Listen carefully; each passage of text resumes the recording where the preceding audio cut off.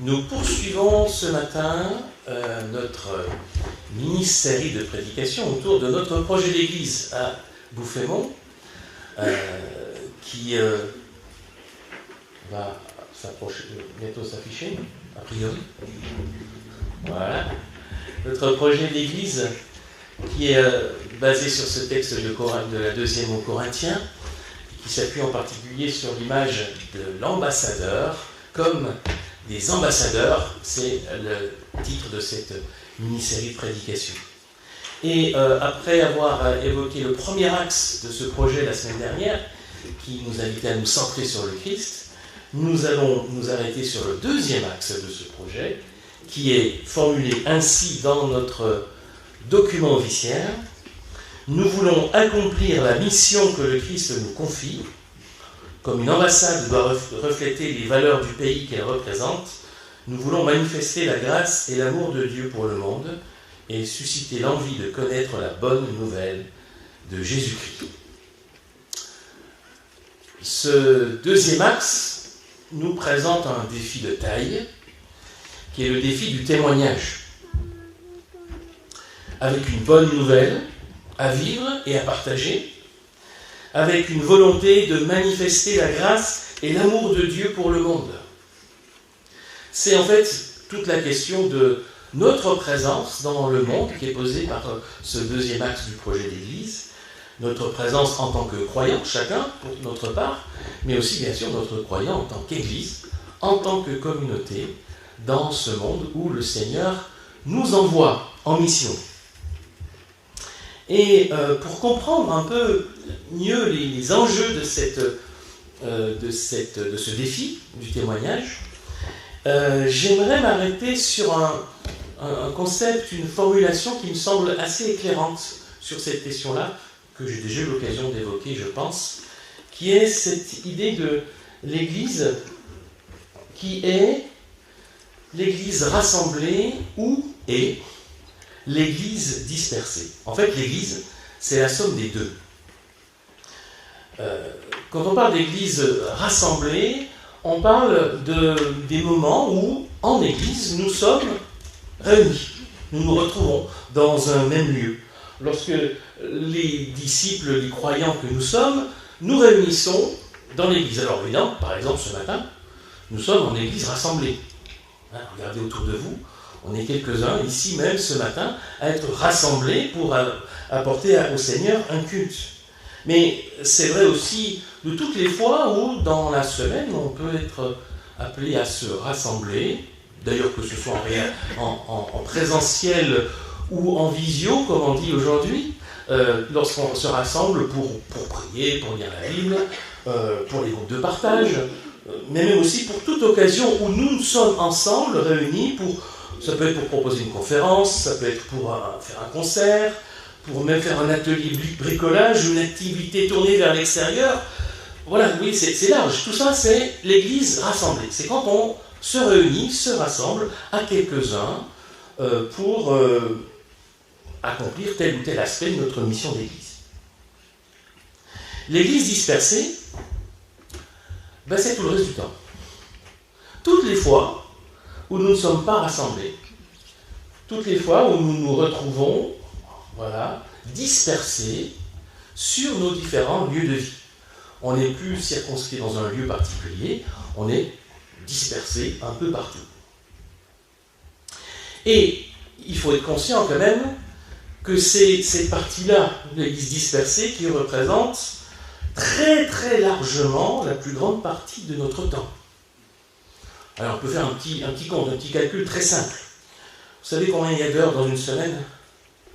Petit calcul, 7 fois 24, 168 heures par semaine. Bon, admettons, et là je vais être large, admettons que vous passez 5 heures par semaine dans une réunion de l'église. Et là-dedans, on va compter même le temps de déplacement, etc. Je suis même pas sûr que beaucoup arrivent à 5 heures par semaine. On va compter large. On va compter large. Voilà, ça représente ça, 5 heures sur 168 heures. Alors vous me direz, oui, mais on dort une partie du temps. Ok, d'accord. Le dodo, allez, 8 heures par jour. Certains c'est un peu moins, d'autres c'est un peu plus. la proportion, ça fait un tout petit peu plus, effectivement, comme de proportion, mais ça fait quand même moins de 5% de notre temps réveillé qu'on passe en église rassemblée.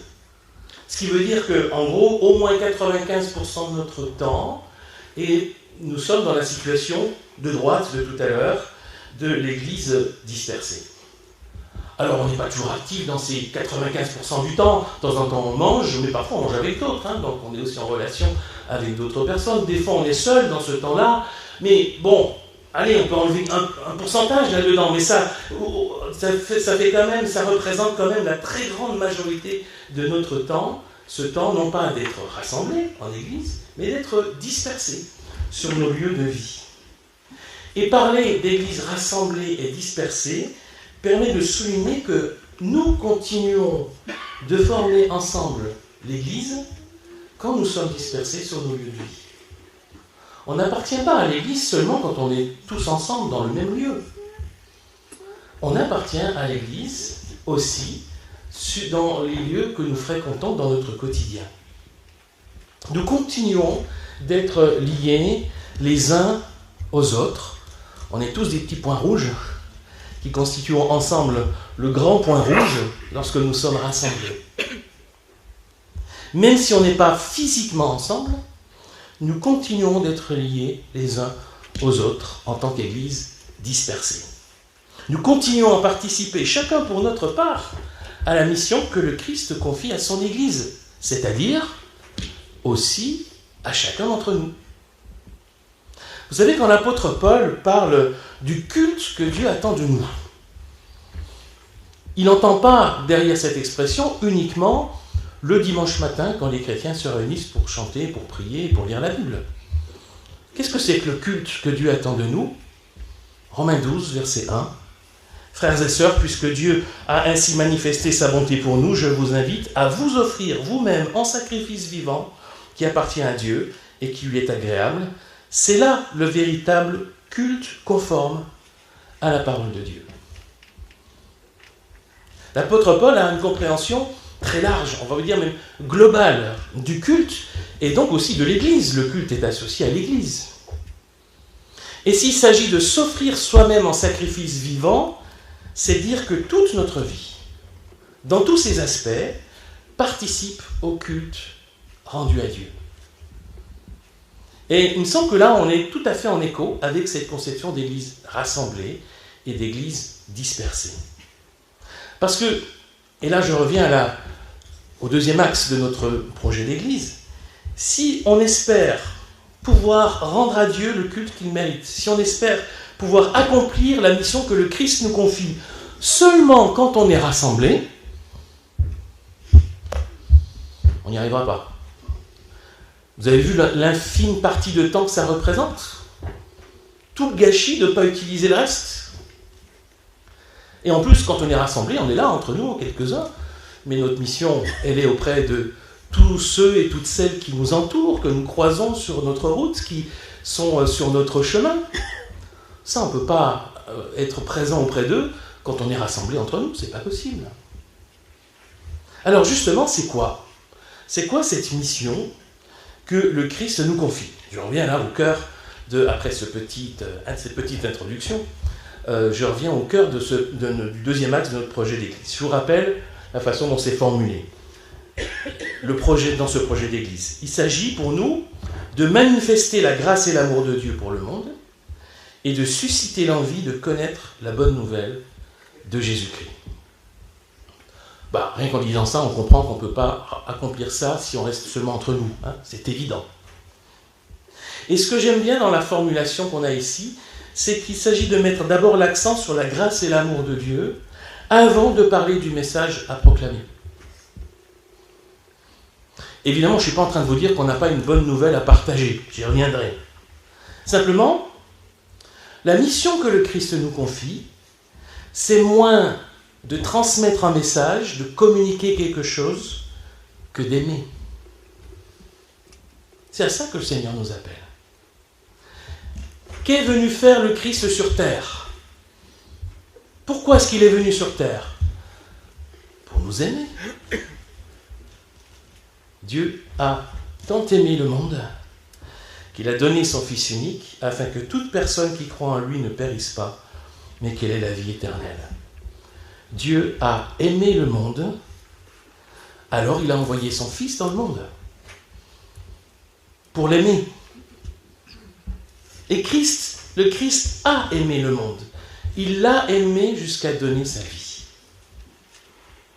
Et qu'est-ce que Jésus a dit à ses disciples avant de les quitter, à la fin de sa vie? Je pense par exemple à sa grande prière pour ses disciples, Jean chapitre 17. Lorsqu'il dit, il s'adresse à Dieu son Père et il dit « Comme toi tu m'as envoyé dans le monde, moi aussi je les ai envoyés dans le monde. » Jésus a aimé le monde, alors il a envoyé ses disciples dans le monde. Et pourquoi est-ce qu'il nous a envoyés dans le monde? Dans quel but?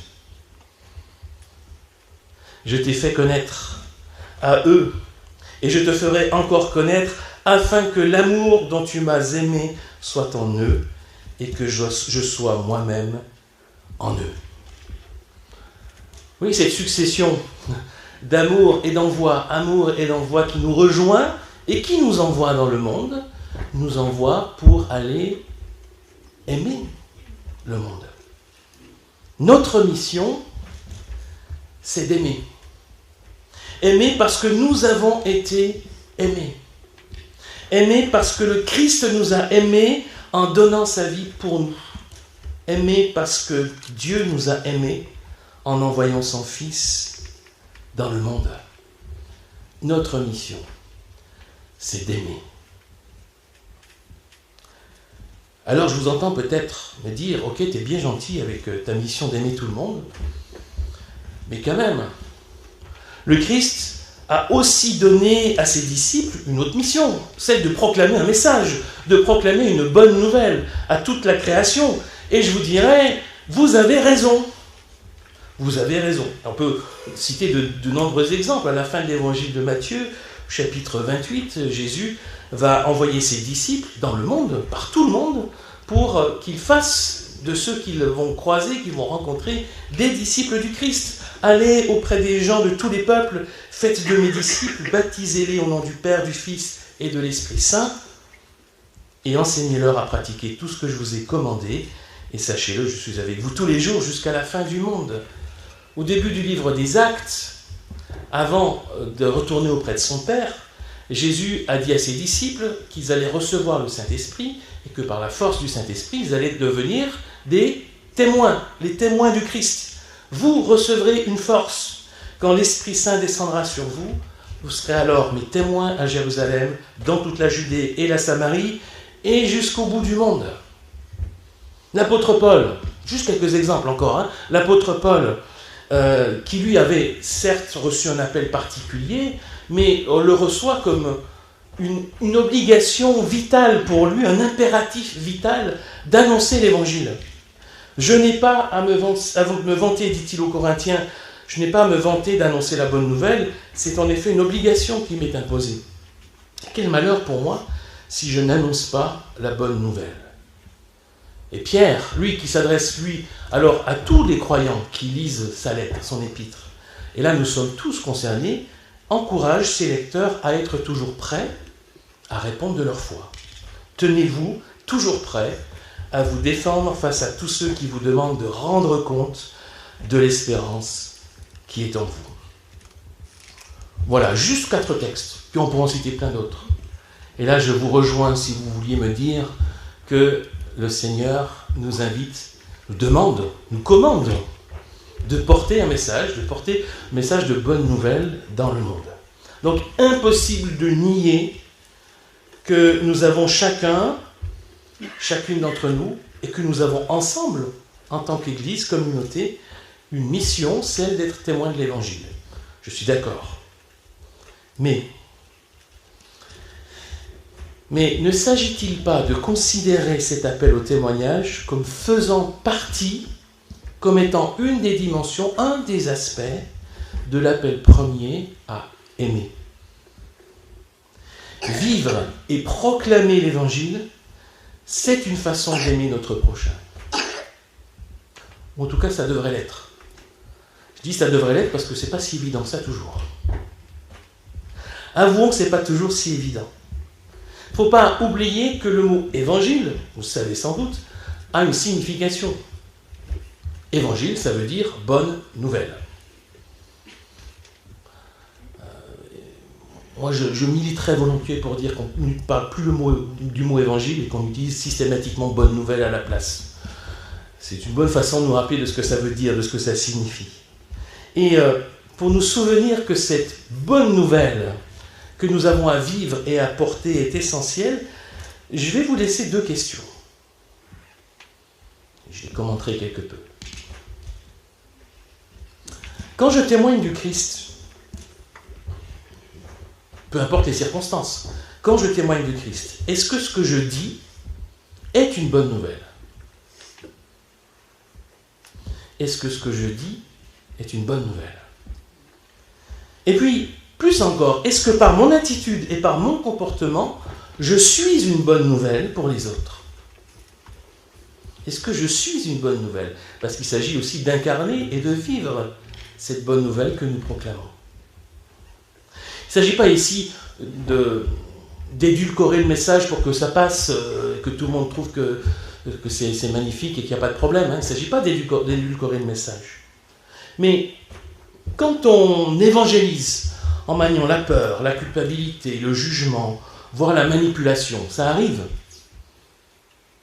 Je ne sais pas trop où est la bonne nouvelle quand on utilise ces artifices-là. Et une bonne nouvelle qui serait annoncée, mais contredite par un comportement qui l'a trahi, est-ce que c'est encore une bonne nouvelle ? Est-ce que ça ne devient pas presque une fake news ? Ne faisons pas de l'évangile une fake news. C'est une bonne nouvelle pour tous et une bonne nouvelle à vivre. Et c'est là où le comportement, notre comportement, nos actes, notre façon d'être, de vivre, font partie intégrante du témoignage. C'est pour ça qu'on ne peut pas uniquement se concentrer sur le message qu'on a à transmettre. Si vous transmettez un message et que votre vie contredit le message, il n'y a plus de message. Ou alors il y a un message contraire, en réalité. Il ne suffit pas de se demander, est-ce que j'annonce correctement l'évangile ? Mais est-ce que je suis une bonne nouvelle pour les autres ? Et c'est important pour ne pas considérer celles et ceux que nous côtoyons juste comme des cibles à atteindre par notre témoignage, mais comme des prochains à aimer. Tu aimeras ton prochain comme toi-même. Et ces 2 questions-là, elles sont pertinentes, je crois, pour chacun de nous. Elles sont pertinentes pour la communauté que nous formons, pour notre Église.